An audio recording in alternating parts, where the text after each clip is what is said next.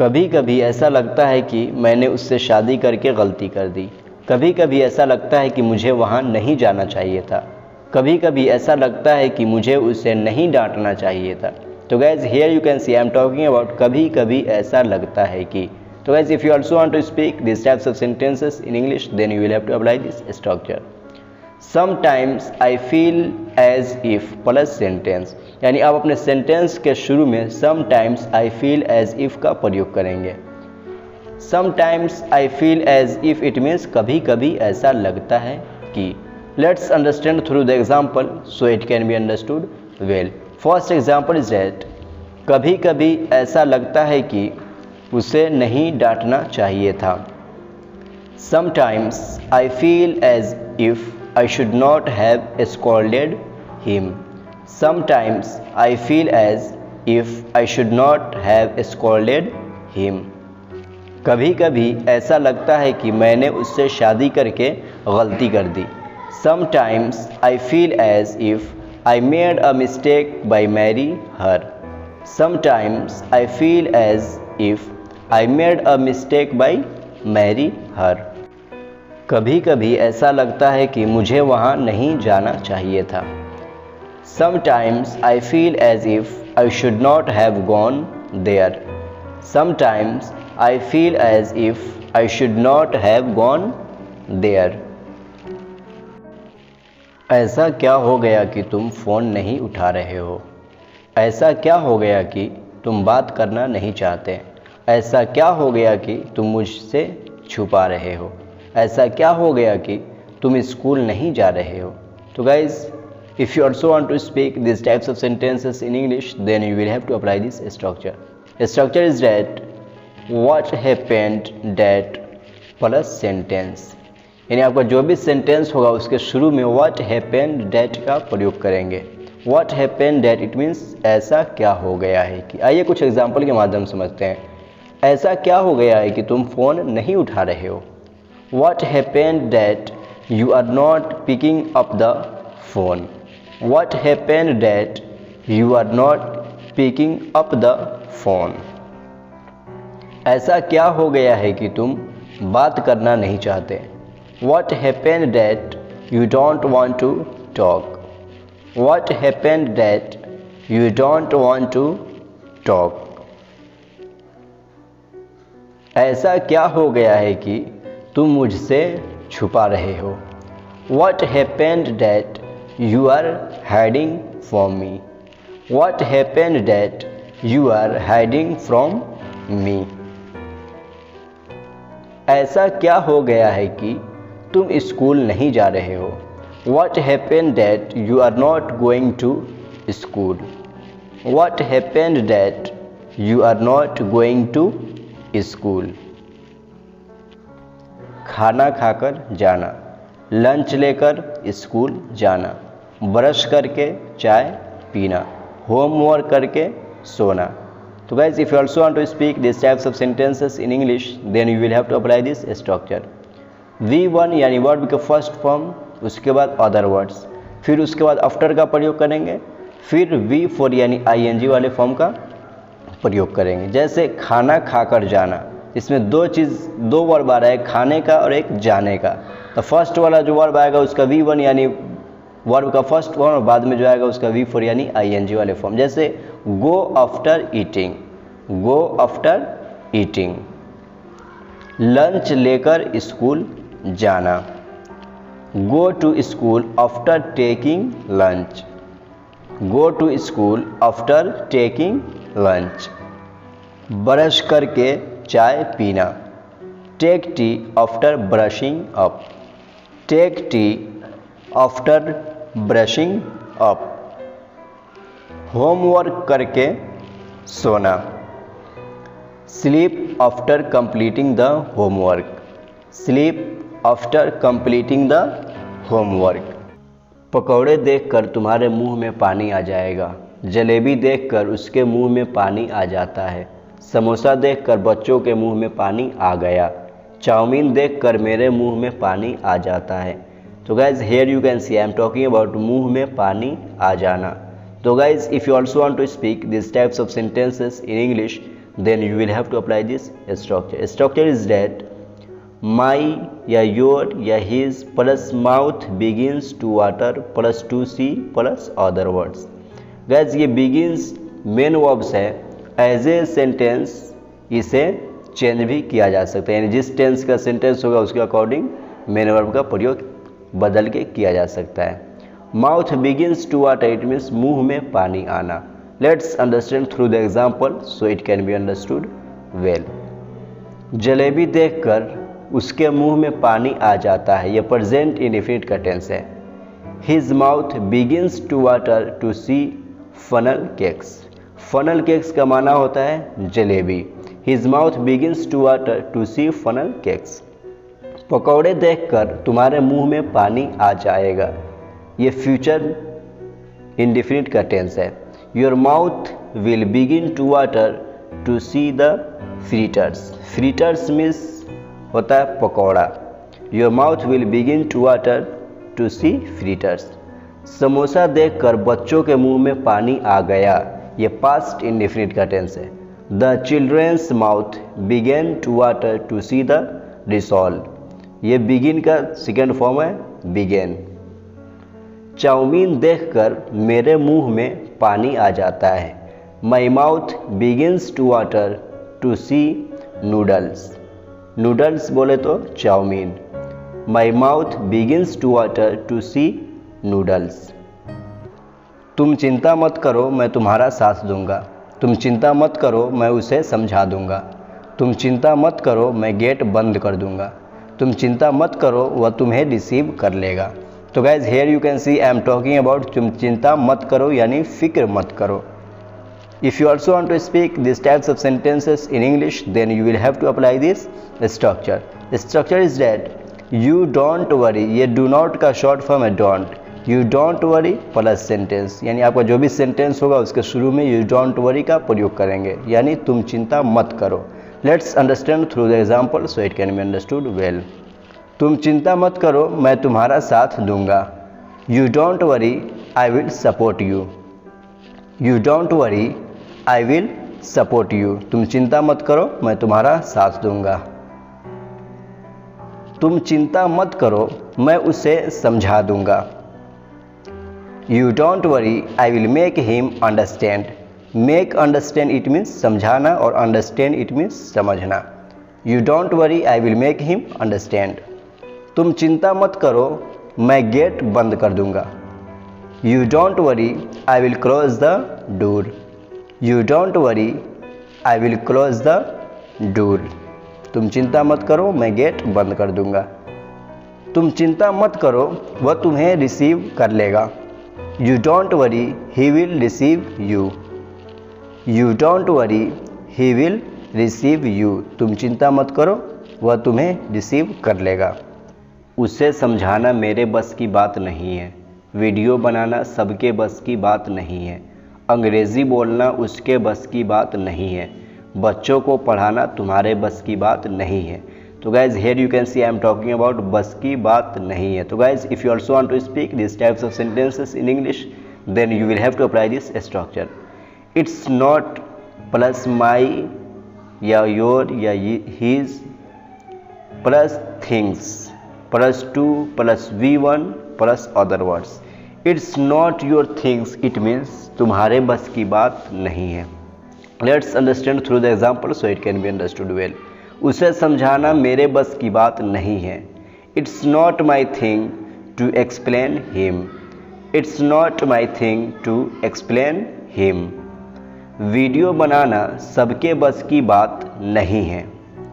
It's not everybody thing to make videos. It's not everybody thing to make videos. अंग्रेज़ी बोलना उसके बस की बात नहीं है. It's not his thing to speak English. It's not his thing to speak English. बच्चों को पढ़ाना तुम्हारे बस की बात नहीं है. It's not your thing to teach children. It's not your thing to teach children. बच्चों को पढ़ाना तुम्हारे बस की बात नहीं है. कपड़ा ख़रीदने में ज़्यादा समय नहीं लगेगा। वहाँ जाने में ज़्यादा समय नहीं लगेगा। खाना खाने में ज़्यादा समय नहीं लगेगा। चाय बनाने में ज़्यादा समय नहीं लगेगा। तो guys here you can see I am talking about ज़्यादा समय नहीं लगेगा। तो गाइज इस तरीके सेंटेंस इंग्लिश में बोलने के लिए उसका स्ट्रक्चर ये है। It will not take much time +2 + V1 यानी वर्ब का first form plus other words. It will not take much time it means ज़्यादा समय नहीं लगेगा। Let's understand through the example so it can be understood well. कपड़ा खरीदने में ज़्यादा समय नहीं लगेगा। It will not take much time to buy clothes. It will not take much time to buy clothes. कपड़ा खरीदने में ज़्यादा समय नहीं लगेगा। वहाँ जाने में ज़्यादा समय नहीं लगेगा। It will not take much time to go there. It will not take much time to go there. खाना खाने में ज़्यादा समय नहीं लगेगा। It will not take much time to eat food. It will not take much time to eat food. ये will not का short form है वांट। चाय बनाने में ज़्यादा समय नहीं लगेगा। It will not take much time to make T. It will not take much time to make tea. चाय बनाने में ज़्यादा समय नहीं लगेगा। जानवरों को मत मारो वरना तुम्हें पाप लगेगा। किसी को तकलीफ़ मत दो वरना पाप लगेगा। बिल्ली को मत मारो वरना तुम्हें पाप लगेगा। उसे मत जलाओ वरना तुम्हें पाप लगेगा। तो guys here you can see I am talking about पाप लगेगा यानी गुनाह पड़ेगा। तो guys if you also want to speak these types of sentences in English, then you will have to apply this structure. A structure is that sentence plus otherwise plus you plus will plus incur sin. Incur sin, it means पाप लगना. Let's understand through the example so it can be understood well. First example is that जानवरों को मत मारो वरना तुम्हें पाप लगेगा. Don't kill animals otherwise you will incur sin. Don't kill animals otherwise you will incur sin. किसी को तकलीफ मत दो वरना तुम्हें पाप लगेगा. Don't hurt anyone otherwise you will incur sin. Don't hurt anyone otherwise you will incur sin. बिल्ली को मत मारो वरना तुम्हें पाप लगेगा. Don't beat the cat otherwise you will incur sin. जान से मारने को किल कहते हैं और इस तरह मारने को बीट कहते हैं. उसे मत जलाओ वरना तुम्हें पाप लगेगा. Don't burn it otherwise you will incur sin. Don't burn it otherwise you will incur sin. मैं तुम्हारे लिए एक बढ़िया सा मोबाइल ख़रीद दूंगा. नानी आज हमें एक बढ़िया सी कहानी सुनाओ. एक कप बढ़िया सी चाय बनाकर लाओ. मैं तुम्हें एक बढ़िया सा कॉमेडी दिखाऊंगा. तो guys here you can see I am talking about बढ़िया सा. तो गाइज इस तरह के सेंटेंस इंग्लिश में बोलने के लिए उसका स्ट्रक्चर ये है. Subject plus helping verbs plus V1 plus goodish. ये गुडिश ये एक एडजेक्टिव है. इसका मतलब होता है बढ़िया सा या अच्छी सी. उसके बाद आपका ऑब्जेक्ट आएगा. आइए कुछ एग्जाम्पल के माध्यम से समझते हैं ताकि अच्छे से समझ में आ जाए. मैं तुम्हारे लिए एक बढ़िया सा मोबाइल ख़रीद दूंगा. I will buy a goodish mobile for you. Goodish बोले तो बढ़िया सा यानी अच्छा सा. I will buy a goodish mobile for you. नानी आज हमें एक बढ़िया सी कहानी सुनाओ. Grandmother tell us a goodish story today. Grandmother tell us a goodish story today. नानी आज हमें एक बढ़िया सी कहानी सुनाओ. एक कप बढ़िया सा चाय बनाकर लाओ. Bring a goodish cup of tea. Bring a goodish cup of tea. एक कप बढ़िया सा चाय बनाकर लाओ. मैं तुम्हें एक बढ़िया सा जादू दिखाऊंगा. I will show you a goodish magic. I will show you a goodish magic. मैं तुम्हें एक बढ़िया सा जादू दिखाऊंगा. ऐसा मैंने क्या कह दिया जो तुम मुझे घूर रहे हो। ऐसा उसने क्या कह दिया जो तुम चिल्ला रहे हो। ऐसा मैंने क्या कह दिया जो तुम फ़ोन नहीं उठा रहे हो। ऐसा मैंने क्या कह दिया जो मुझसे बात करना नहीं चाहती। Guys here you can see I am talking about ऐसा मैंने क्या कह दिया या ऐसा उसने क्या कह दिया। तो guys if you also want to speak this types of sentences in English then you will have to apply this structure. What have या has I said plus date plus sentence. ये अकॉर्डिंग टू सब्जेक्ट आप have और has का प्रयोग करेंगे। What have I said? It means ऐसा मैंने क्या कह दिया। Let's understand through the example so it can be understood well. ऐसा मैंने क्या कह दिया जो तुम मुझे घूर रहे हो। What have I said that you are staring me? Staring it means Ghurna. What have I said that you are staring me? ऐसा उसने क्या कह दिया जो तुम चिल्ला रहे हो। ये उसने थर्ड पर्सन है यानी ही, तो इसके साथ हैज़ का प्रयोग किया जाएगा। What has he said that you are shouting? What has he said that you are shouting? ऐसा मैंने क्या कह दिया जो तुम फ़ोन नहीं उठा रहे हो। What have I said that you are not picking up the phone? What have I said that you are not picking up the phone? ऐसा मैंने क्या कह दिया जो वह मुझसे बात करना नहीं चाहती। What have I said that she does not want to talk to me? What have I said that she does not want to talk to me? मम्मा मेरा लंच बॉक्स कहाँ है, मिल नहीं रहा। मेरा फ़ोन कहाँ है, मिल नहीं रहा। गाड़ी की चाबी कहाँ है, मिल नहीं रहा। मेरा वाइट शर्ट कहाँ है, मिल नहीं रहा। So guys, if you also want to speak these types of sentences in English, then you will have to apply this structure. Sentence plus can't find it. Can't find it यानी मिल नहीं रहा। यानी आपका जो भी सेंटेंस होगा उसके last में can't find it का प्रयोग करेंगे। Let's understand through the example so it can be understood well. मम्मा मेरा लंच बॉक्स कहाँ है, मिल नहीं रहा। Mom, where is my lunch box? Can't find it. Mom, where is my lunch box? Can't find it. मेरा phone कहाँ है, मिल नहीं रहा। Where is my phone? Can't find it. Where is my phone? Can't find it. मेरा phone कहाँ है, मिल नहीं रहा। गाड़ी की चाबी कहाँ है, मिल नहीं रहा।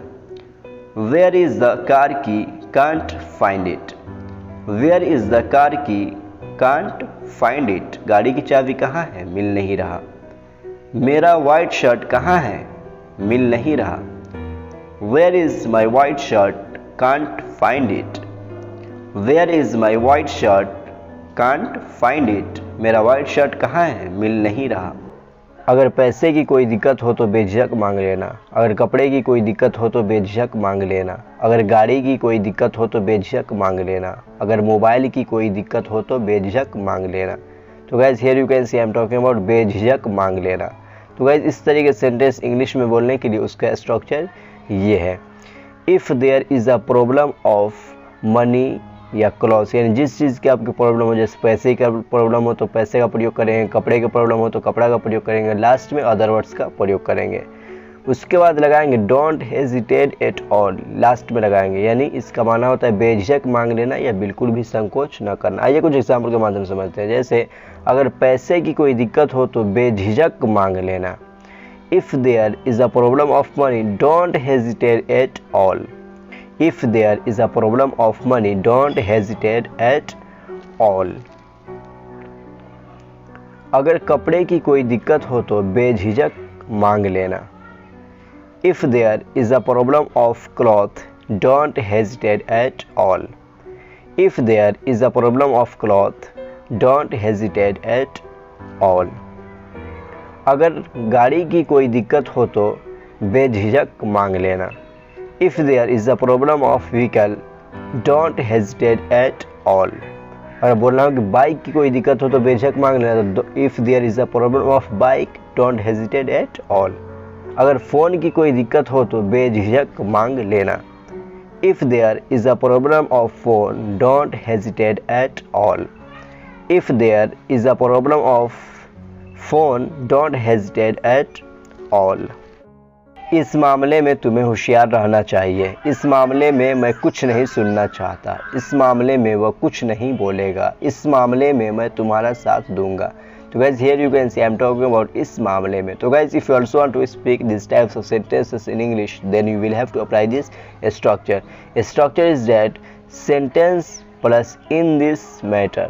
In this matter का माना होता है इस मामले में, यानी आपका जो भी सेंटेंस होगा उसके लास्ट में इन दिस मैटर का प्रयोग करेंगे। Let's understand through the example so it can be understood well. First example is that इस मामले में तुम्हें सावधान रहना चाहिए। You should be careful in this matter.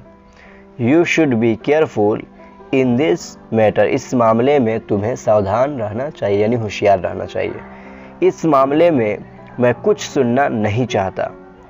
I don't want to hear anything in this matter. I don't want to hear anything in this matter. इस मामले में मैं कुछ सुनना नहीं चाहता। इस मामले में वह कुछ नहीं बोलेगा। He will not say anything in this matter. He will not say anything in this matter. इस मामले में वह कुछ नहीं बोलेगा। इस मामले में मैं तुम्हारा साथ दूंगा। I will support you in this matter. I will support you in this matter. इस मामले में मैं तुम्हारा साथ दूंगा। मैं तुमसे मिलने के लिए बेसब्री से इंतज़ार कर रहा हूँ। मैं आपके आने का बेसब्री से इंतज़ार कर रही हूँ। वह उससे बात करने के लिए बेसब्री से इंतज़ार कर रहा है। मैं वहाँ शादी में आने के लिए बेसब्री से इंतज़ार कर रहा हूँ। तो guys, if you also want to speak these types of sentences in English, then you will have to apply this structure. Structure is that subject plus helping verbs plus looking forward to plus V4 यानी verb के चौथा form plus object. Looking forward it means बेसब्री से इंतजार करना। Let's understand through the example so it can be understood well.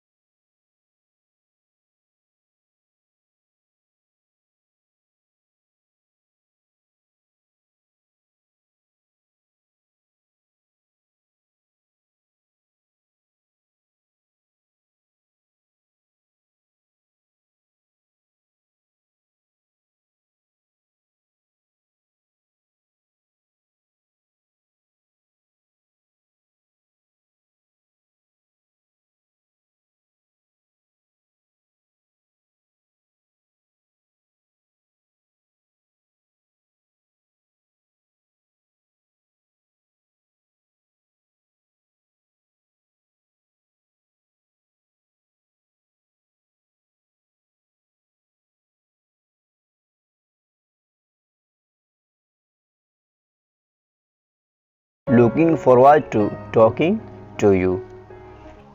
उसने मुझे वहाँ जाने नहीं दिया। उसने मुझे फ़ोन ख़रीदने नहीं दिया। उसने मुझे खाना खाने नहीं दिया। उसने मुझे कल रात सोने नहीं दिया। तो guys, here you can see I am talking about यानी जाने नहीं दिया, खाने नहीं दिया। तो guys, if you also want to speak this types of sentences in English, then you will have to apply this structure. Structure is that he did not let me plus verb के first form यानी V1 plus object. He did not let me के बाद verb के first form का प्रयोग करेंगे, उसके बाद ऑब्जेक्ट होगा तो लाएंगे, नहीं होगा तो कोई बात नहीं। जैसे उसने मुझे काम नहीं करने दिया।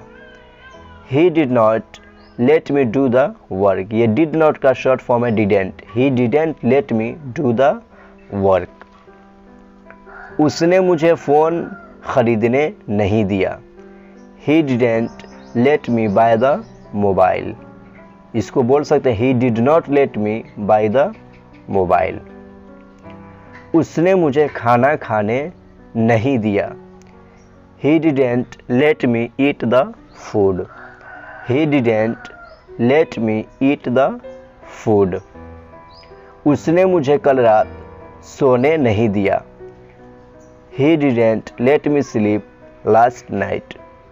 He didn't let me sleep last night. मैं तुम्हें चैन से जीने नहीं दूंगा. मैं तुम्हें चैन से सोने नहीं दूंगा. मैं तुम्हें चैन से खाने नहीं दूंगा. तुम मुझे चैन से जीने नहीं दोगे. तो guys here you can see I am talking about चैन से जीने नहीं दूंगा, चैन से सोने नहीं दूंगा. तो guys if you also want to speak this types of sentences in English then you will have to apply this structure. Structure is that I will not let you plus V1 यानी verb के first form और last में peacefully का प्रयोग करेंगे. Let's understand through the example so it can be understood well. जैसे मैं तुम्हें चैन से जीने नहीं दूंगा. I will not let you live peacefully. I will not let you live peacefully. मैं तुम्हें चैन से सोने नहीं दूंगा. I will not let you sleep peacefully. I will not let you sleep peacefully. मैं तुम्हें चैन से खाने नहीं दूंगा. I will not let you eat peacefully. I will not let you eat peacefully. मैं तुम्हें चैन से खाने नहीं दूंगा. तुम मुझे चैन से जीने नहीं दोगे. You will not let me live peacefully. You will not let me live peacefully. तुम मुझे चैन से जीने नहीं दोगे. तुम मुझे चैन से सोने नहीं दोगे. You will not let me sleep peacefully. You will not let me sleep peacefully. बाज़ार से सब्ज़ी लेकर आओ. रूम से मोबाइल लेकर आओ. दुकान से एक सिगरेट लेकर आओ. कल से एक गिलास पानी लेकर आओ. तो guys here you can see I am talking about सब्ज़ी लेकर आना या कोई सामान लेकर आना. तो गाइज इस तरीके के सेंटेंस इंग्लिश में बोलने के लिए उसका स्ट्रक्चर ये है. ब्रिंग प्लस थिंग्स नेम यानी जो चीज़ जो सामान आपको मंगाना होगा उस चीज़ का नाम लेंगे. Plus from plus other words.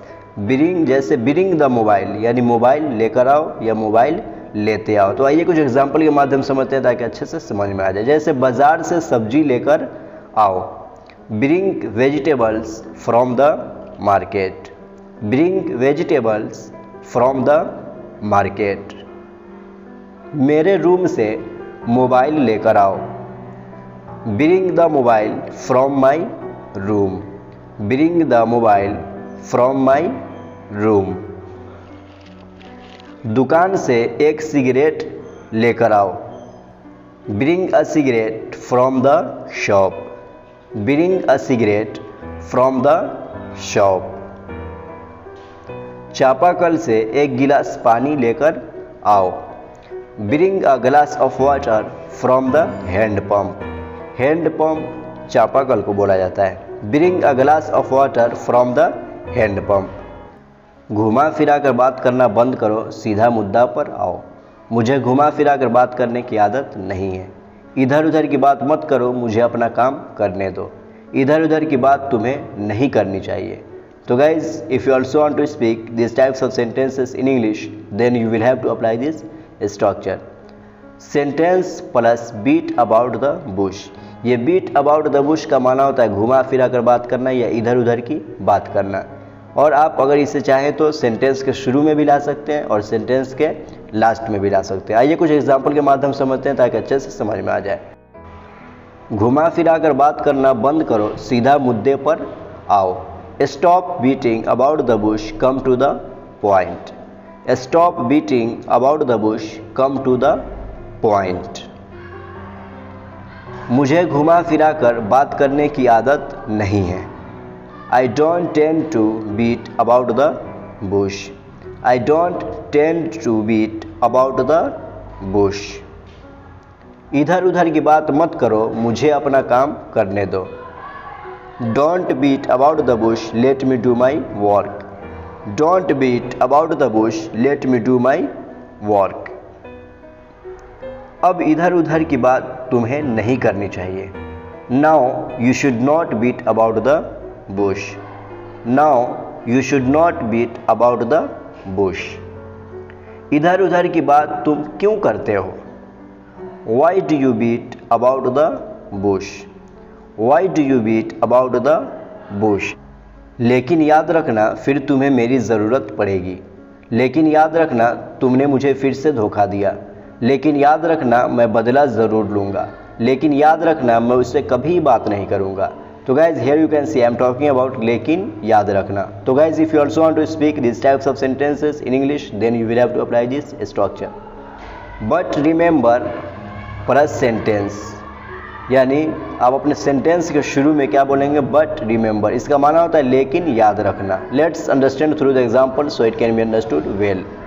लेकिन याद रखना फिर तुम्हें मेरी ज़रूरत पड़ेगी।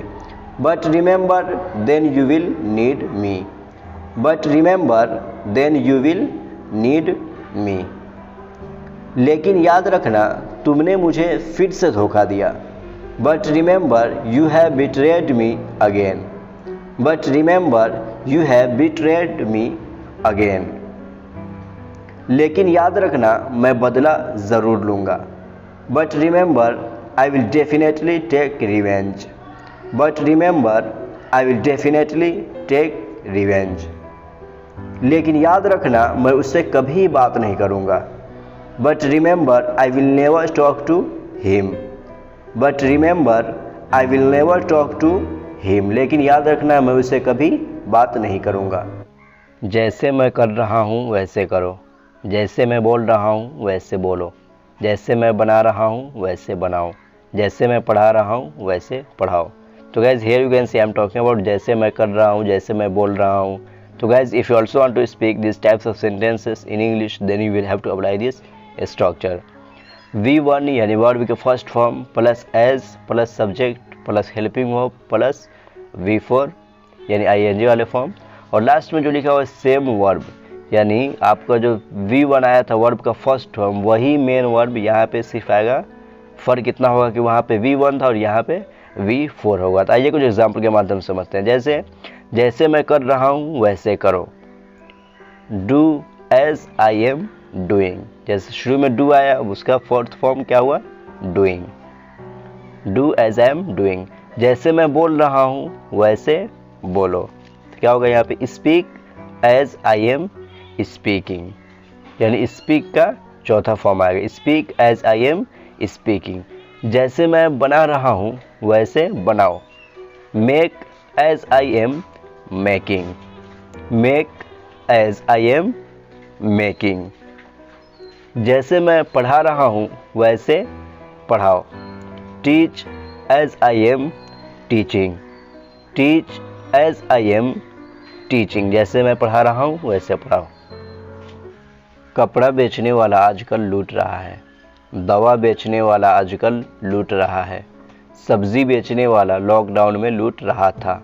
मिठाई बेचने वाला आजकल लूट रहा है। तो guys, if you also want to speak this types of sentences in English then you will have to apply this structure. Subject plus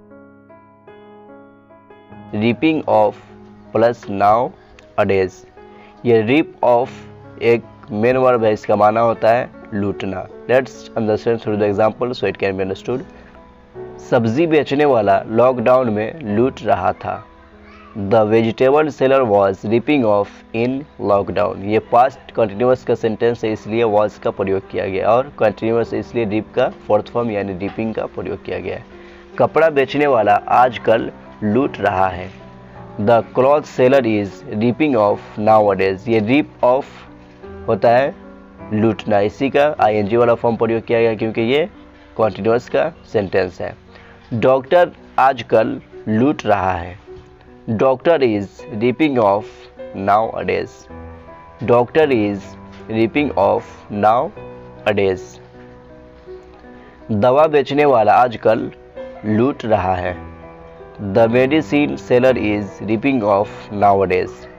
the medicine seller is ripping off nowadays. मिठाई बेचने वाला आजकल लूट रहा है। The sweet seller is ripping off nowadays. The sweet seller is ripping off nowadays. अगर तुम्हारा makeup हो जाए तो मुझे बता देना। अगर तुम्हारा मन बदल जाए तो मुझे बता देना। अगर तुम्हारा नहाना हो जाए तो मुझे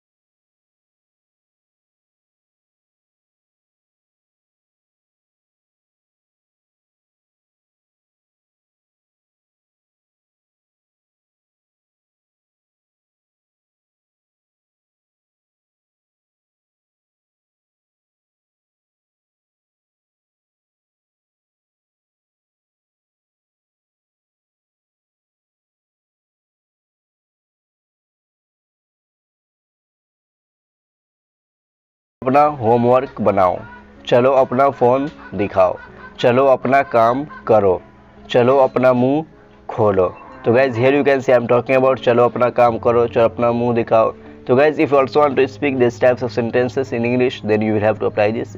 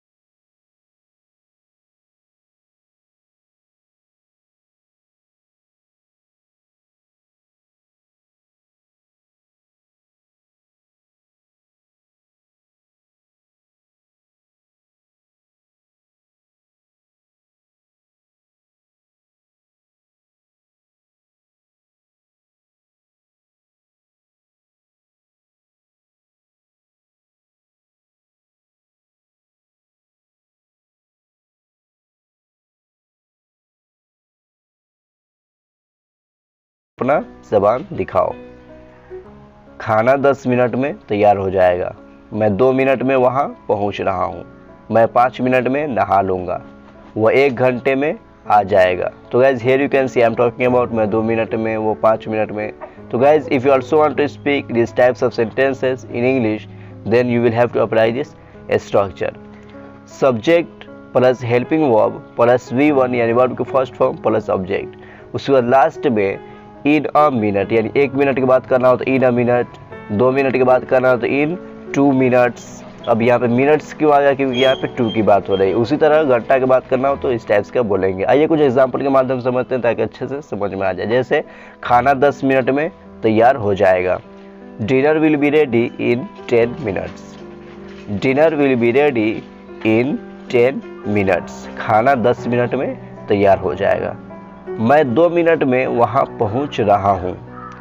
आई am reaching there in 2 minutes, या बोल सकते I am getting there in 2 minutes. Both sentence are correct.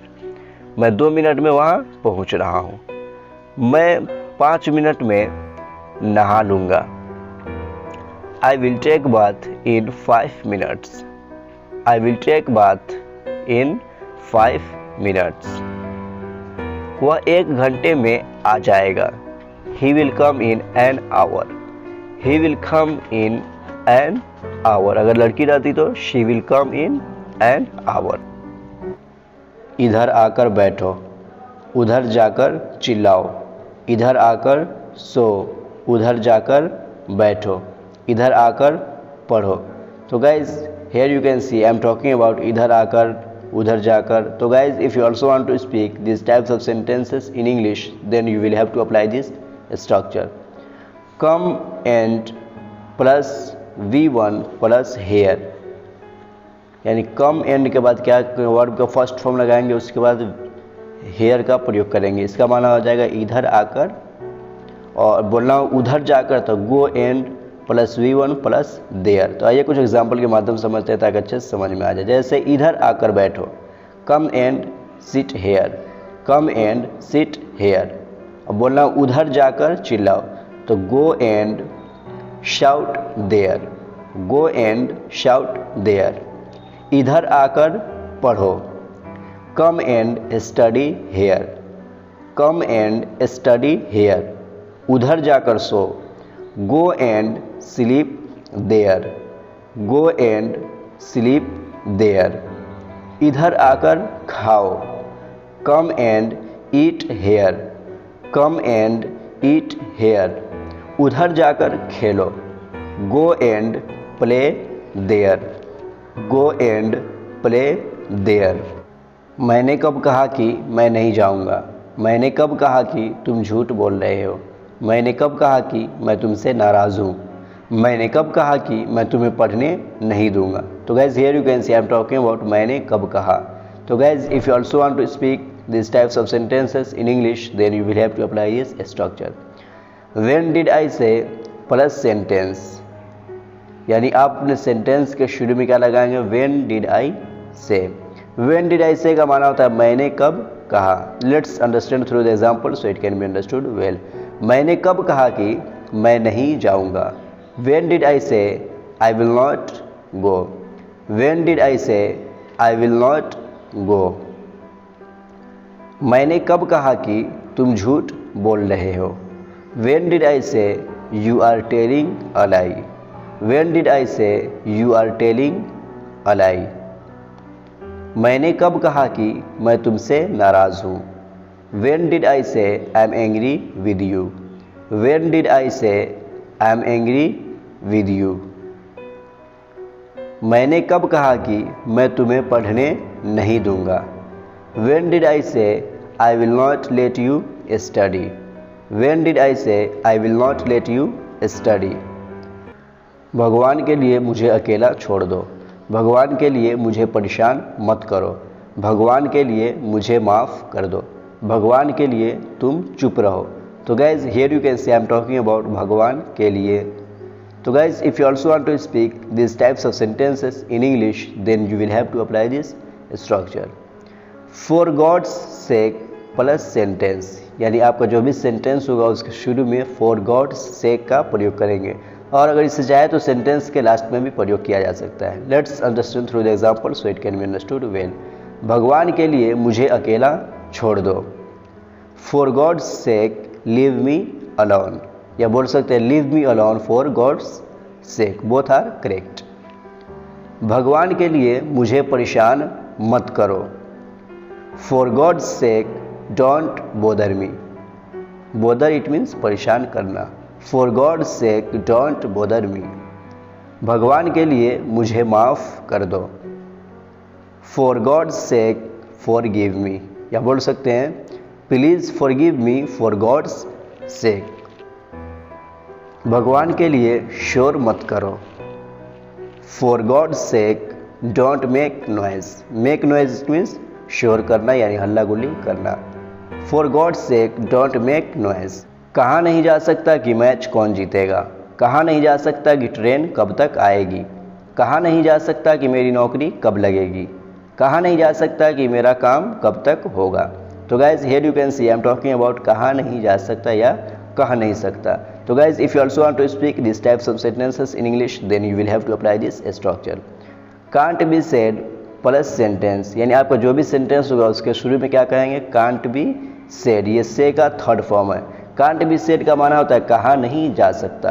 Let's understand through the example so it can be understood well.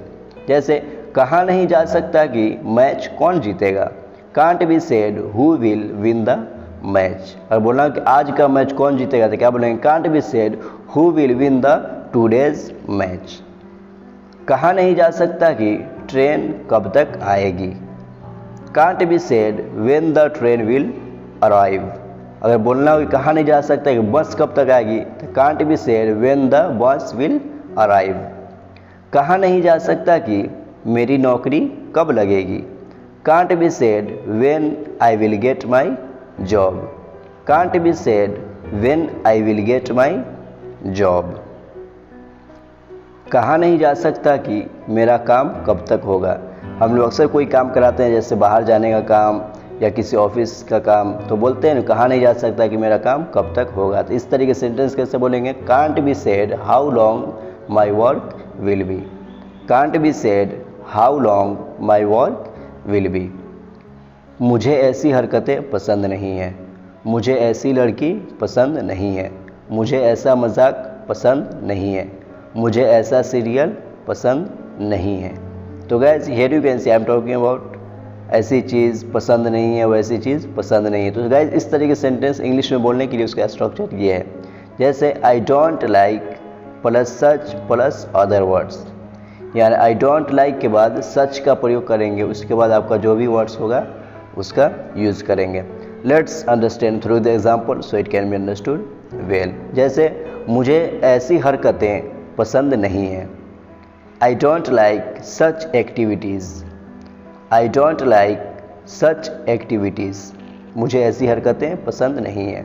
मुझे ऐसी लड़की पसंद नहीं है। I don't like such girl. I don't like such girl. मुझे ऐसी लड़की पसंद नहीं है। मुझे ऐसा मजाक पसंद नहीं है। I don't like such jokes. I don't like such jokes. मुझे ऐसा मजाक पसंद नहीं है।